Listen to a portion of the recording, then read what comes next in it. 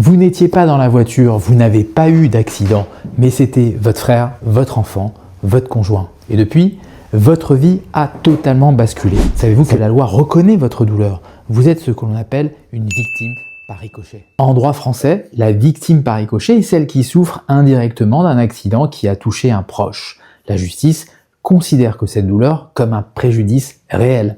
Elle peut être indemnisée, bien évidemment. Il y a le préjudice d'affection.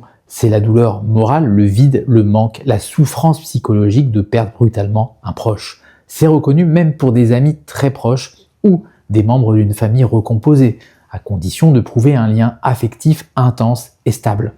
Il existe aussi le préjudice économique, c'est la perte de revenus si la victime directe contribuait à votre foyer, ou les frais que vous avez dû avancer, frais d'obsèques par exemple, soutien psychologique, déplacement, votre arrêt de travail, et oui, tout cela peut être indemnisé.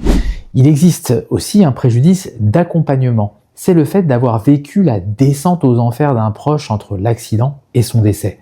Les nuits à l'hôpital, les soins, l'attente, l'angoisse, le temps, l'énergie, la vie mise entre parenthèses. Cela aussi, la justice en tient compte. Et il y a encore pire, le deuil pathologique.